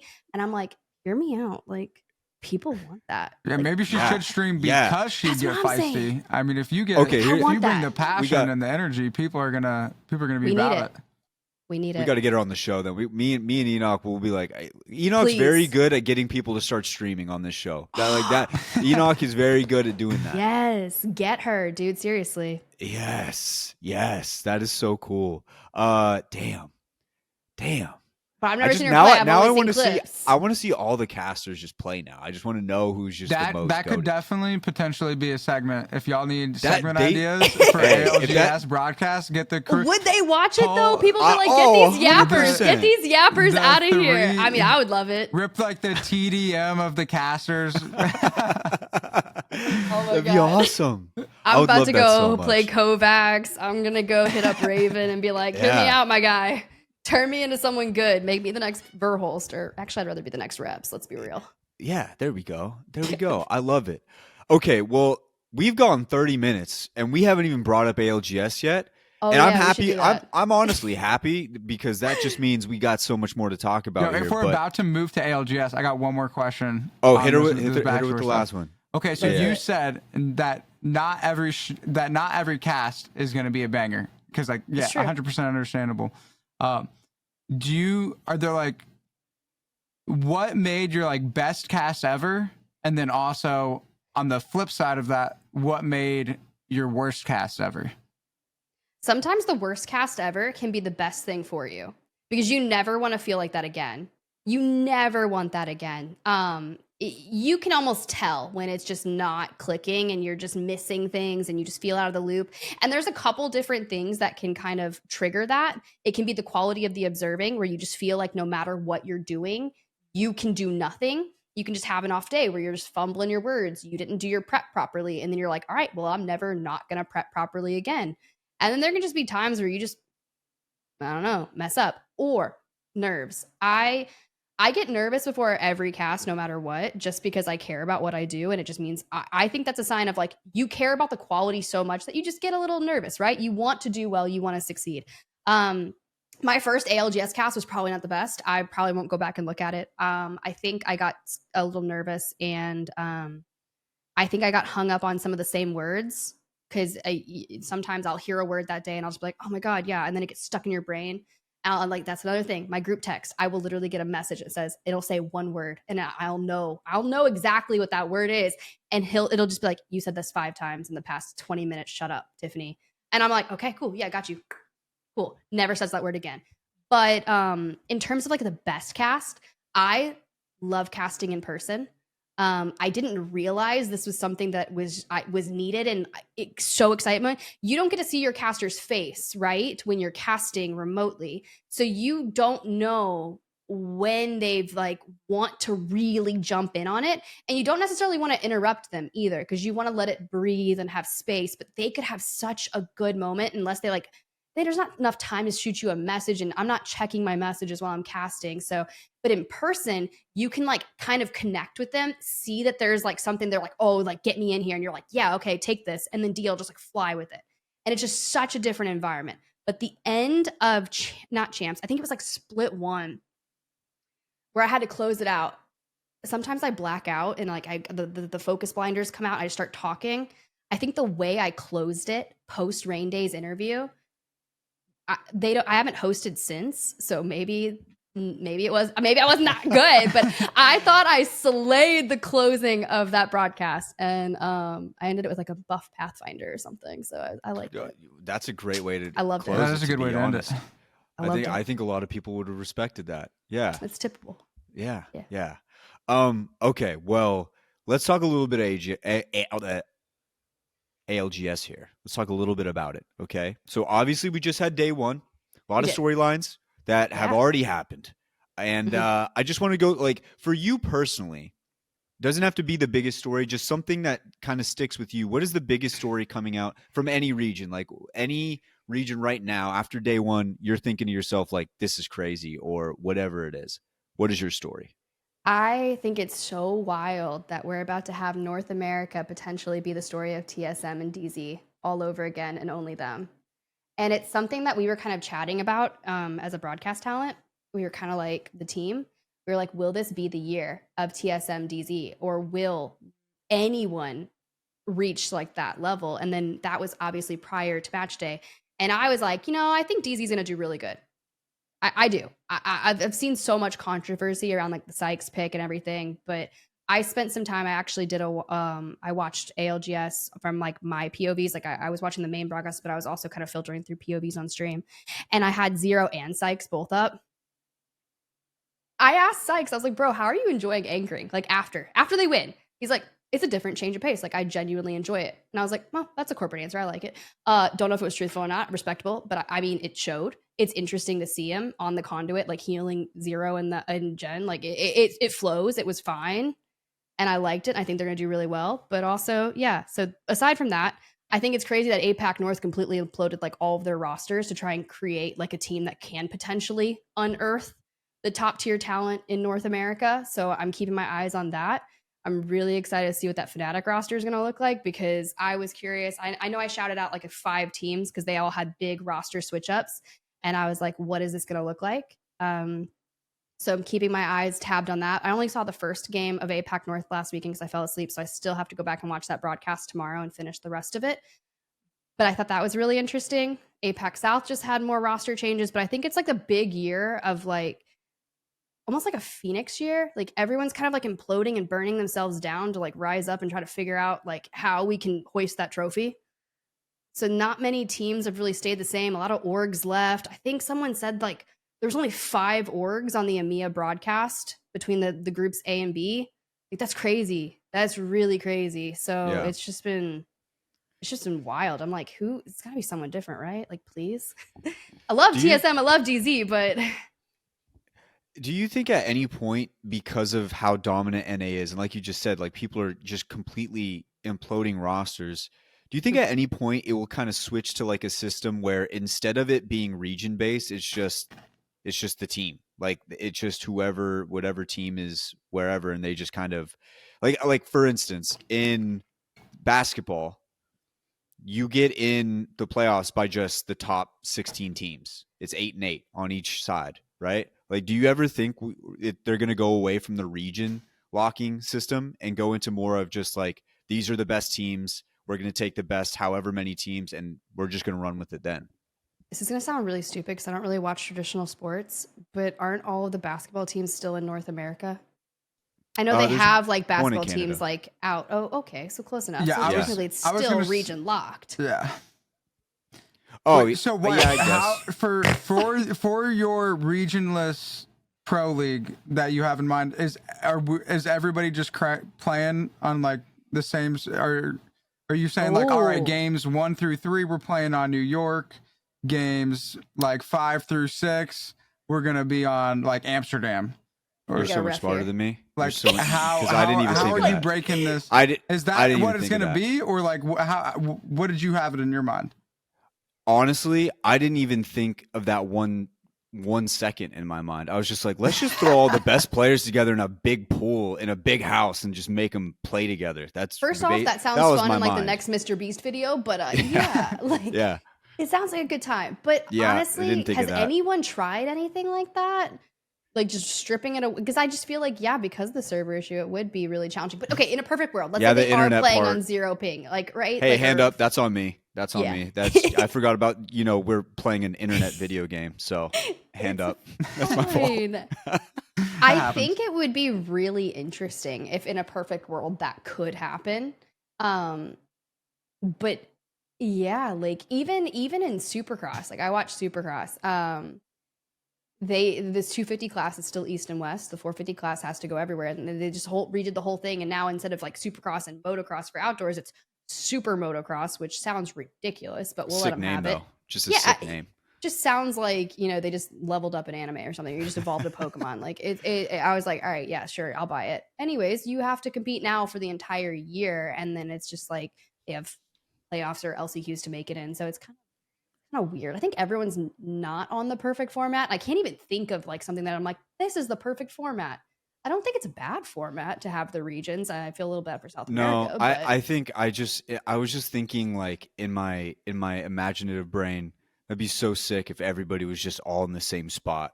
It'd be so cool. But that's just not how things work. So probably not my best idea. Actually, you know what? Probably one of my worst. Hand up on that one. You're going to learn the most from that moment, right? No, yeah, exactly. If I was in the group chat, I'd be getting flamed right now. That's what it would be. I will flame you. Okay, so that was your story from this whole thing. And I wanted to add on to it too. We've got DZ and TSM. If you look at just the total points from those two teams, it's like those two teams, everyone else is way down there. It's crazy. Like they are so much better than at least after day one right now. Things can change. There'll probably be some, ebbs and flows throughout the season, but both teams are just operating on a completely different level. Do you think for the sport, it would be a bad thing for one of those teams to win again? Like, do we need to see a new champion, or do you think that continuity is actually kind of like what would draw more people into trying to see if somebody would knock off one of the top teams. I'm gonna like throw this back to a sport that I watch, obviously Supercross. I mean, throughout the history of me growing up and watching the sport, there's been a couple different people that have just created a dynasty out of it. You had like Ricky Carmichael, you have James Stewart, you have all these people that just have all these crazy win streaks, but someone always comes along and unseats them. It just kind of writes its way of passage. Like you just kind of grow until you can topple that team and force them to be uncomfortable, force them to make changes. And I think even if DZ or TSM won, it's just going to keep forcing that. I don't think it can be a little discouraging, yeah, but I think viewers love it. I mean, it's just going to create their brand, keep their that moving on, but everyone else just has to keep adapting to get to that level. Like maybe they can stay at the top forever. Well, you never know. Someone eventually will have to unseat them, in my opinion, at least. That's just how it has to work. But it's really cool to see the legacies that both of them have created and like set this standard forth. And hopefully like we keep going in ALGS, we keep Apex healthy, or, you know, keep working to invent it so we can keep this esport going as long as possible so we can see that moment happen, right? Because that's kind of, I would love to see someone new win. I would love to see someone from a different region win. Will that happen? I don't know. NA is pretty freaking cracked, so I really doubt it, but I would love to see it. So, in your opinion right now, if there was a team, let's say, for instance, we fast forward to LAN and somebody's holding up a trophy and it's not an NA team, who's the first team that comes to your mind? Ooh, honestly, like,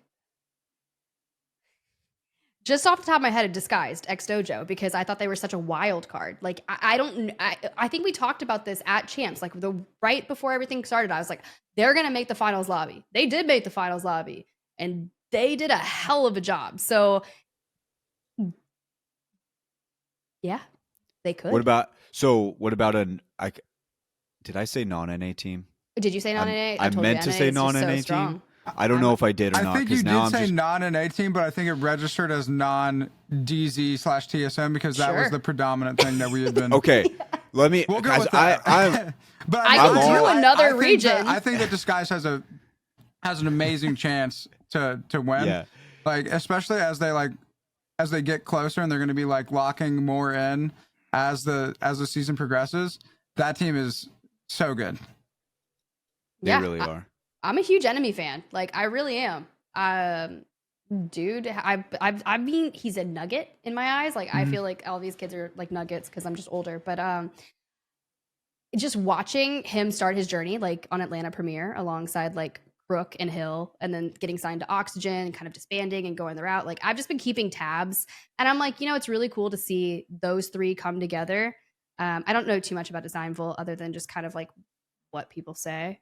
So I don't know him personally, and I've never really spoken to Timmy, but like maybe for 2 minutes. Timmy seems like a good guy. Fan of Timmy's dad.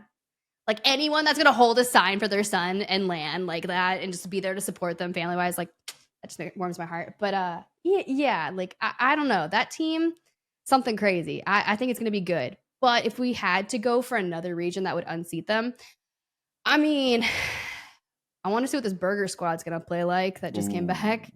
But because I think Pricey coming back was really cool for the sport, like for the esport longevity. I think it'd be really cool if an APAC North team won. Yes, I agree. Okay, there we go. Is there a team that comes to mind from APAC North that you would see that you think could? It's interesting because of all the roster changes that just happened, and I was really wanting to see Group C play. I was really wanting to see Pulverex and Fnatic play. So I'm kind of holding back on that. Obviously, you have the new Crazy Raccoon roster, which is not the new roster. It's just them signing the Gonbray or Tlasana or whatever. But they're consistent, but everyone's making changes. They're all switching to this like hyper aggressive. It's like Conduit, Bang, Blood, Cat, Horizon, and then like just throwing it in a hat and being like, this is the what we're going to play because it fits our style, it fits our POI, whatever. So it's just, I want to give it like another like 2 to 3 match days before I make like a concrete decision. Plus you have a new season that comes out like in like 4 weeks. Will that change anything? It's Probably. got to. There's definitely going to be some change. I feel strongly that there's going to be some teams that really benefit from this new season and some teams that like take a hard turn for the worse because of it. Yeah. Because it's season 20. I don't know if that number means anything, but I feel like it has to, right? Like it's 20. Like they got to do something for 20. Like when you What say was the like first when you season say you played? I played day 1. Day Ooh, I'm 1. jealous. Yeah. Day 1. But yeah, they have to be doing something big. You know? Probably a new map, I would assume. Something like that. Yeah. I've already heard some people say like there's rumblings of like a new map. Who knows if that goes into the rotation as well? I don't Please. know. You know, there's gotta be Please. something happening for season How 20. many more times can we cast over World's Edge? Yeah. Honestly, Yeah. it is crazy. Okay. After day 1, was there a team that maybe people didn't really have on their radar that kind of maybe they weren't the greatest team from the day, but they just performed really well and maybe took some people by surprise, and maybe even you by surprise? I don't think anyone was expecting Oblivion to win match 1 of NA. That was Straight hype. up. That was cool. Yeah. The triple MNK PLQ team, like that was fire. I think that goes to show you they probably are going to feel so cracked for a very long time on it. And they've actually been performing in scrims. Like I hate saying in scrims, this, because when you come to match day, it's like totally different. But it's not even, I need to watch some more of their POVs, but it's not even the fact that how they're performing at the end of the day. I don't know what the leaderboard looks like. I try very hard to not judge a lot of stuff on it, but they're consistently making end games. So they're obviously their macros on point. They're making the right calls, and it's just a level journey. And everyone starts somewhere. And if you've grinded through those PSQs, which are a bloodbath, they're crazy because you've got people that are obviously ex-pro league or have pro league experience and competitive experience playing with people that are like, I'm just going to int everything and I don't actually want to play by the rules. And then you throw that all in a lobby and you've survived. Congratulations. Like you get a gold star for that. But I thought they were really cool. I wasn't expecting E8 to place that high. I know that sounds really crazy. I'm sorry, Enoch. Hey, really it happens. wasn't. It happens. This is their year though. I mean, I would say this is the best E8 roster that's been fielded, and I think they showed that like pretty by far. It's going to be exciting to see how they do moving forward, no doubt. I'm a big Shuby fan. Used to play on Blackhand and Challenger Circuit, and dude was sick back then. So seeing the level of success is really, really cool. Big fan. Okay, so question. So for day 1, TSMDZ is all anybody's talking about, and we're talking Group A versus B. What team from Group C do you think would have stolen the show if they had the opportunity to show what they got? Oh, that's tough because Group C looks really freaking scary. Like I could go like 3 different ways. In my opinion, I think it's the group of death. In Group C. It is the group of death. It is by far. If you're in NA Pro League, you are not hype. If you are in Group C. I'm not hype, but I mean, I'm actually really hyped because I get to cast this weekend. So I get to cast the first iteration that's seen. So we'll see how that goes. 100%. I want Legacy. Well, you know, ex LG boys to get signed. 100%. I think they play really well. Obviously, they were good on Luminosity. They're still good. Like that's a solid roster that definitely deserves an org and could probably run that group, obviously disguised, kind of like I said. Then you've got Xset with Koifel, and just hearing the comms kind of flow between the three. I just love listening to them. First off, they're fucking hilarious, and I don't know what they were doing. They sounded so country just like an hour or 2 ago. I was watching a little bit of scrims on Nicewig's channel before this, and he's like, gosh darn it. And I was like, wait, are we really common some gosh darn it's out here? And those are probably the 3 teams that I would watch. Well, Moist coming over from APAC South. They got Guild and stuff. I'm curious to see how they do. They've been contesting. They were contesting Legacy over in Stormpoint for a minute, and that was really freaking crazy, if I'm remembering that correctly. Yeah, I know I went hard on those. So far, I feel like every single team you've listed, you could make an argument that they're top 5 in A. Honestly. I could keep going, I feel like, too. That's the sad part. Every single team is just like, they're gross. They're disgusting. Oh, they could win. Oh, yeah. It's just like, they're all in the same group. Yeah, this weekend is A versus C, right? So you got like TSM, Luminosity, X. And we still have... It's going to be a day. We got meat in there, too. Oh, yeah. We can't forget about Tech. Tech is hilarious. Slowly becoming my favorite pro. Simply I love because Tech. His eviction notices. So funny. The eviction notices. And then I will say the thing that won me over was the fact that he brought Isaac onto the team solely for the point of having him play for him during the days that they were going to chow TSM. That is just the most dedicated thing any MNK player could do. And I think the only guy who would do it is Tech. Nobody else is giving up their spot saying, yeah, I'm going to let Luxford IGL. He's got that for a contest. I mean, that's just confidence right there. That's having trust, faith, confidence, all. And that man has been through literally everything at this point in time, just trying to survive and do something competitive. Like, it is very tough I have a lot of respect for Tech. I'm also equally as scared of him. I don't know why. Maybe it's the social media personality. Like, I just feel like the dude's gonna like same thing with like his Watson. Dude, I apologized to him at LAN because I said something on the broadcast that wasn't even bad, but I was kind of like, they were like, oh, you probably shouldn't have said that. And so I was like, hey, his Watson, like, what's up, dude? I'm so sorry that I said this, and it really wasn't even bad. I didn't think it's bad, but it was just, and I was like, you know, it was probably one of the most awkward moments of my life. And this dude probably does not even give a shit. And then I just still felt like I had to do it, you know?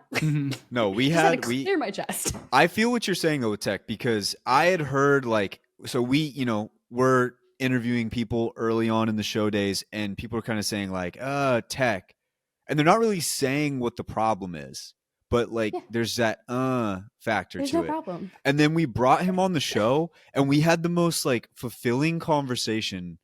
I would say it was honestly like a top 5 interview we've had, where he was just saying everything, going through business, like the way he would do like he was extremely nice to me and Enoch. We just sat there, had a great conversation. It was awesome. And so ever since then, I have been fully behind Tech, just like watching him. The eviction notices are hilarious. And I tweeted out like this week, I said he's the most unintentionally hilarious person, and people were getting confused on what I meant. I said unintentionally hilarious because you look at him, like, you're not thinking like that guy's going out and just like just making everybody laugh and just having all these cool little funny things on the side. He works a full-time job, and like he's doing all this other stuff, and he still finds a way to insert this funny content into the community. I would say right now he's got to be among the top in the Apex scene right now, just keeping the vibes like good, you know, like constantly good, funny stuff coming in all the time. And that's more what I meant by the tweet. Is like, you would have expected it to be somebody who had been in, like, you know, doing this for a super long time, probably more dedicated, probably a full-time streamer, something like that, you know, somebody who's in the scene all day, every day. But it's Tech, the guy who wakes up, goes to work. He's watching VODs at work. That's another thing he brought up on the show. Watching VODs at work, like doing all this. Passion. It's him. That's the guy who's bringing the passion. That's the guy who's bringing the laughs, the juice to the community. So yeah, Tech is in that group as well. And I'm not putting anything past him. If he's doing all of this while still working a job, come on, man. Like that, you don't want to mess with that guy. That's the kind of guy you steer clear from, because he will keep going, and he's got the most work ethic. So, damn, yeah. Anyway, long story short, Tech is also in that group. Keep the hype at this point. Like, everything that he's gone through, this is what's really crazy about people like that, is like they almost have nothing to lose anymore. Yeah, and everything to gain, and you just keep going. Plus, he's got Bloop. Shout out to the girlfriend. Yeah, gorgeous girl. I love you. Okay. Yeah, no, it's awesome to watch. And like another quick, it's just the best. He's just the best. So I'm excited to see what happens there. But yeah, my original point before I went on a Tech tangent was that if you come out of Group C and you win any LAN, that's congrats to you. Like that you just went through a gauntlet that nobody else has to go through. other than the days that they play you. But if you're in Group C, you're playing those people every fucking day. Like, Yeah, you that, cannot get you away gotta, from them. You got to give them 2 trophies for that. Come on now. You could make the argument that while Group C does have they have the hardest path in order to get to LAN, because they're gonna have like the hardest days out of everybody. But in terms of the teams that are like dead set locked in, have no question or doubt in their mind that they know they're going to land, Group C, you could argue, is the best one to be in terms of those guys are going to be getting the highest quality of practice to prepare them for LAN. And so while on one side it's going to make your journey to get there more difficult, but if you're one of those teams that's able to make it out of Group C into LAN, you are going to be way more prepared than, I would say, like Group A or B. And I won't say it's going to be like a crazy big difference, but I mean, Group C, that's still like every team we listed off is just top 5. And we listed more, I'm pretty sure more than 5 teams. And like TSM and Dark Zero aren't even in it. Like, that's like the type of talent we're talking about. Okay. It's gonna be a good year. It's going to be great. It really is going to be great. And I'm so happy it's back. Just got a few more for you here. So going into this season, goals for yourself as far as casting goes, as far as just maintaining, a positive outlook on everything. I know you mentioned preparation. Is there some goals coming in? Like, are you going to try to prepare differently? Are you going to try to do different things, or are you going in with the same attitude you had last year? I'm gonna do the same thing I did from a year ago. No, I'm never gonna do the same thing that I did a year ago. I mean, yeah, it got me to this point, but you got to level up every time, right? So my goal is to eventually cast on a finals day. Like, I want to be good enough for someone to be there. Like, because we live and die by those onset and gasking calls, bro. Those end lines, those one-liners that you're just like, this is a solid. Like, everyone's talked about the Hal comes down from the heavens, yada yada. I even fit. Okay, I don't know where it was. One of my casts, I was like, Hal has come down from the heavens, but it's not gonna work this time. Like, and he got fucking laid out. Sorry, Hal. It happened in that game. But I think that was during LAN. I want to level up in a way that I have calls that are like, you remember them for a good reason, right? You're not going to be like, oh, that was a fail, and then that gets remembered. You never want your fails to be remembered. Like, I want to cast on a LAN day that's the finals, and I want to have like a really memorable moment. And to get there, it's just working on yourself, working on the connection that you have with your co-commentator. And like right now, for me, for Split 1, for year 4, I'm actually casting with, I think, 2 different people. So it's not just me and Dia. So I will be casting with another partner as well. So we'll be kind of doing that. So you got to split your time, right? You want to work on that chemistry. So now it's like, okay, well, I'm splitting my time working with my chemistry with 2 different people and trying to make sure that those 2 casts each are just like top tier. But I just want to level up in a way. And in terms of my preparation, thank God for Grig I keep calling him Grig and Week. That sounds so bad, but I get it mixed up. But Greek and Wig, because if I have stuff going on during the day, I pull up their streams and I just keep that going. My husband watches Wig all the time, so he'll have it on the TV. Big Wig fan. So I watch that a lot to keep apprised of like just different things if people start trying out different stuff. But I'm a spreadsheet. I almost call myself a spreadsheet whore. I love spreadsheets. I make a lot of spreadsheets, like deep spreadsheets that go crazy. And I just study. I study like a color commentator because I was one, and an analyst. And like, I've heard in esports, like it's other titles, like people will have like analysts that they'll just like provide all this information to and like get you set up like, oh, the last time this team played this combination of characters, they won with it 3 years ago and yada yada. No. We don't have any of that. Like on LAN we do, but like I think like sometimes if we request it ahead of time, we can get information.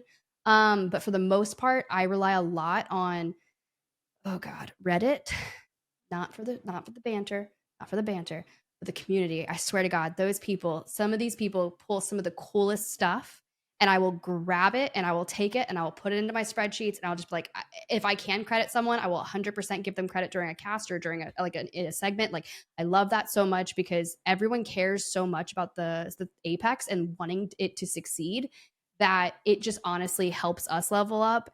It helped. Obviously, I care a lot, and I want to do all the community members justice, all the players justice, everyone that really loves this game. Like, I want to do it justice, and that's what I hope to do this year, and every cast.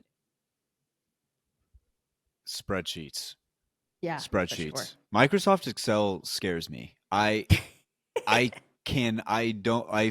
second the page opens on my computer, I get intense anxiety when I see a Microsoft Excel spreadsheet. So congrats to you because I can't even imagine.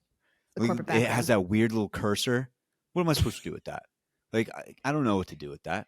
Use it. All right. Anyway, yeah. Okay. Well, I'm happy to hear that's the one thing too. When you mentioned it earlier, anytime you're casting for anything, I feel like the preparation is the most important part. Like, yes, you obviously have to show up, you got to perform, you got to do all that. But I feel like the preparation in a way, it just puts to rest any sort of nervousness or anxiousness. Once the red light goes on, as long as you're prepared, it's one of the best things in the world. So I'm glad to see it.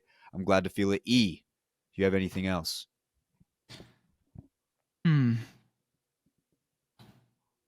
This is kind of this is completely off topic from the ALGS stuff. But so you've done Apex, you've done Valorant, you've done COD. Order at this point of games that are your favorite to least favorite of casting. You know how many times I've avoided this like exact question on my stream, because it's always the people that play Call of Duty that come to my stream and they're like, well, do you like casting Apex better? And then it's the Apex people that come to my stream and they're like, well, she casts Warzone. And I'm like, dude, they're two totally different battle royale games. And at the end of the day, I love both of those. I'm going to go equally, right? Because they both come into my life at different times. So I'm going to put them up on like the top tier, Warzone and Apex. But the difference that goes between the titles is who I work with, because I have been casting with the people that I've casted Warzone with for like 3 or 4 years now.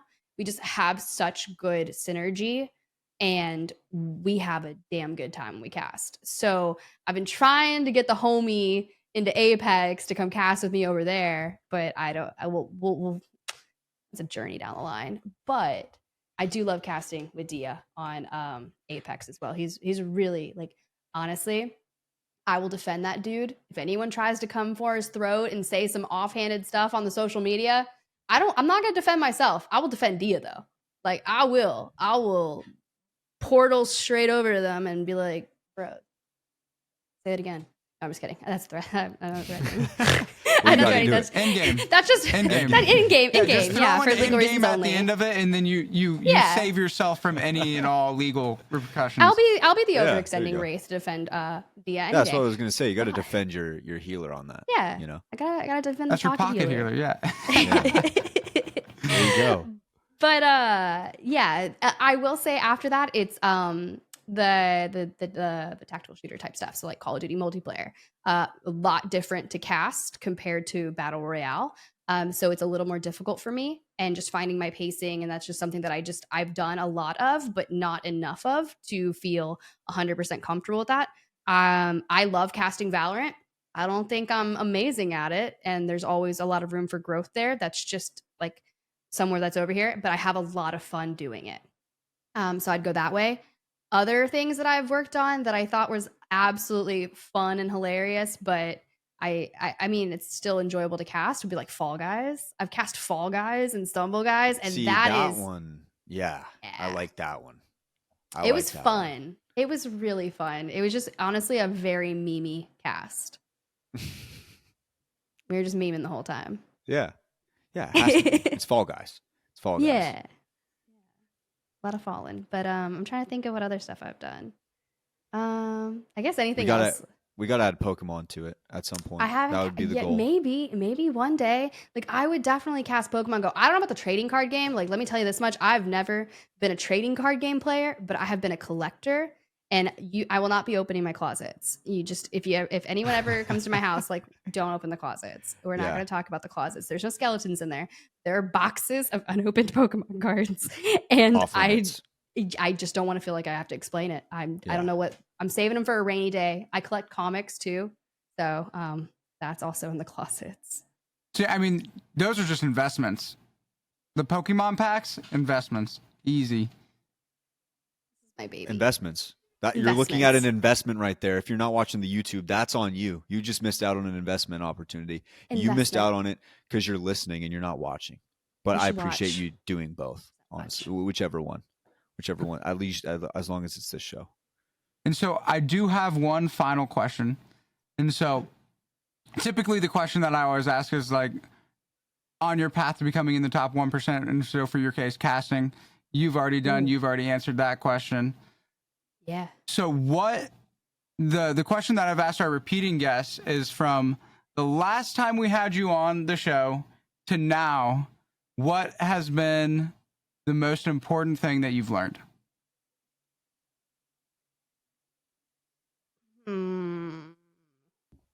Ooh.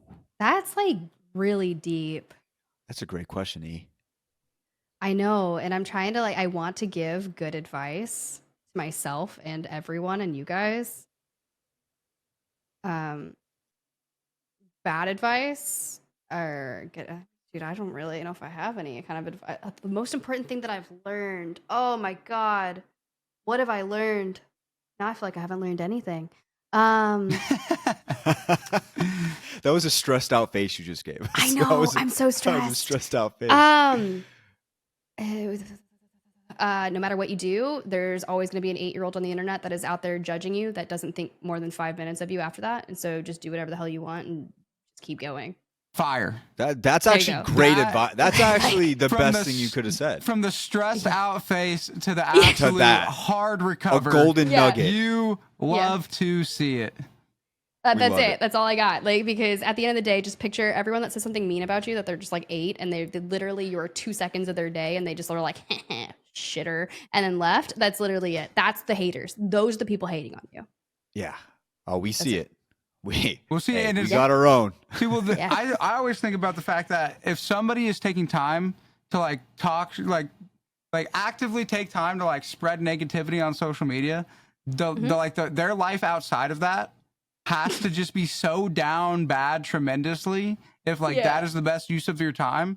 And so I'm like, wow, that person must be absolutely going through it if they're talking about me like that. Yeah. And so it's like, wow, I'm glad I'm not that guy. True. I'm glad to be me at the end of the day. Yeah, I like that. You're the one on the stage. That's true. And honestly, if someone thinks they can do it, I want them to try. I really do. Because who knows? They could be really, really good. Or they could just be like, this is a lot harder than I thought it was. I remember when I first started streaming, dude. I think my first stream was an hour long. I think I averaged 2 viewers. One of them was me. Probably one of them was my husband. And I think I fell asleep for 12 to 15 hours after a 1 hour stream talking to myself. It's not easy. I built up my, capacity now, but let's be real. It's not easy. Yeah. No, I think that was the perfect advice. And I fully agree with you on that. There's a lot of times, and I don't think everybody's being malicious with it. I think sometimes people just really want to help.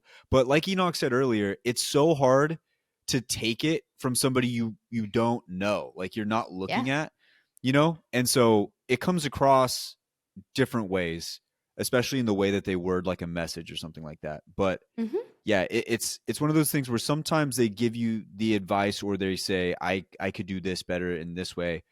And I always just say the same thing. I'm like, I would love to see you do it. Because go ahead. I would love to see it. And it's not even a mean way of saying, I hope you do, please go do it. Because then at some point, the one thing you're doing right that you think I'm doing wrong, somebody else is going to look at something else that you're doing that I may do right, that you do wrong. And they're going to say the same shit to you. And then you're going to be right back in the same spot. So yeah, it's one of those things, man. It's, but I think that was a gold nugget. That was a gold nugget. It's tough too, because sometimes you'll still come across something and it'll still hit you a little bit. You're like, you know what? I'm doing good. And then you read the comment, you're like, that's stupid. I'm not even going to think about it. And then you're just driving like 2 hours later, like, damn, they really said that, bro. Damn, Randall 636 told me this. yeah. It still hurts, but no, I think that was the perfect advice. I think that really was. Yeah. Gold nugget. Well, Tiff, thanks for hopping back on the show. Yeah, it's been a thank you for pleasure having me. you on. I'm glad we got to have you for the one-on-one, because it's I think for anybody out there who's trying to get into casting, you could really use this for any field, but I think specifically casting, there's a lot of people out there who want to do what you are doing. Yeah. I think you gave a lot of really good insight, and I also think in a weird way you kind of did the leap of faith type thing where you're going from working in corporate America to I'm just going to take this leap. And I think that's something that Enoch has kind of talked about in the past, where sometimes if you want to get to that next level, you kind of have to have no backup plan. You kind of have to just go. And that's met with a lot of, criticism, that comment. But I think in a way, like, there are times where it's going to ring true. And I think this was definitely one of them. So it's been a pleasure having you on. Thank you for all of your insight. And we can't wait to see you throughout the rest of the season. Let's kill it. Have a good year. Thank you for having me. All right, ladies and gents, that was SpiderTiff. Shout out Tiff for hopping on the show. She is an absolute legend. She will be there next week casting some of the games. So you will hear her voice, most likely Dia. She will be there hanging for day 2. So shout out Tiff once again. Lots of cool stuff there. I might have to break all the records she has on Pokemon Go. I might have to or I already have it downloaded. I might just have to open it up a little bit more. Take some more walks. That might be my next goal. The cool thing was when on the interview, when she brought it up and I opened up Pokemon Go, I had an egg that just hatched and it was awesome. So shout out Pokemon Go. Shout out Tiff. Ladies and gents, we're going to round out the show with a heart-to-heart, but we plan on in the future, after the interview, talking a little bit more about the other regions. It won't be the most in-depth like we just did with NA, but we just want to get all of the information out there. We're really trying hard to get all the regions. It does get difficult at times because, time is a factor. We still got other things going on with our other endeavors, but we're going to give it our best shot. Try and talk a little bit more about the other regions in a quick little recap thing. Might throw some music behind it. Might be a quick little segment. I don't know. Whatever it is, we want to bring up these other regions. There's a lot of great players out there. There's a lot of great teams. And honestly, a lot of these teams need some orgs. We really need some org support in the other regions. And hopefully shedding some light, bringing some shine to some of these teams will help them get the respect they deserve. So, like I said, future segment coming in, working on some of the kinks. But for right now, we're going to hit a quick ad. But for right now, let's get into the heart-to-heart. All right, ladies and gents, it is heart-to-heart time. Heart-to-heart time. E, how are you feeling? Feel like going second. That is a great answer. It took me a second to process what you said, but now I know. Honestly, man, my heart-to-heart this week is I really, it just relates back to Apex. I really want to go hard this season. When Finn was on the show, obviously he left right after Champs, right? And Finn was such a great analyst. Mm-hmm. Very good at analyzing the games. He was obviously a pro at one point. He had that mindset. 100%. I'm a casual, man. I'm a casual. I try my best to understand, but there's just some things I'm not going to get. What I can understand, though, and what I can digest is numbers. And so this season, I'm going to try my best to break down to the best of my ability some of these teams and what they're doing and the numbers side of it. I also just want to go way harder with content this year with this show, posting more, doing all that type of stuff, being more focused, being more driven in this, because who knows what happens after the season. Knock on wood, we don't know what's happening with ALGS. Bro, I mean, dude, year. It's gonna be around for a while. It's gonna be around for a while, no doubt. I hope so, but it does scare me with some of these orgs, man. Like the fact that some of these regions don't have orgs, it's crazy, right? You want to see some more org support. You want to think that they think that it's viable. So who knows? But at least for this time, I'm just going to go as hard as I can, trying to analyze these things. And I know E's got my back no matter what.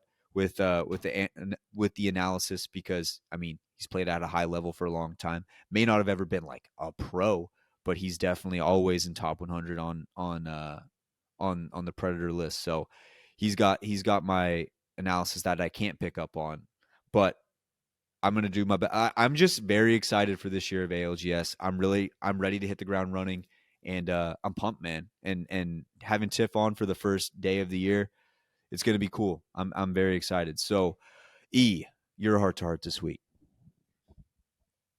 I think I'm gonna.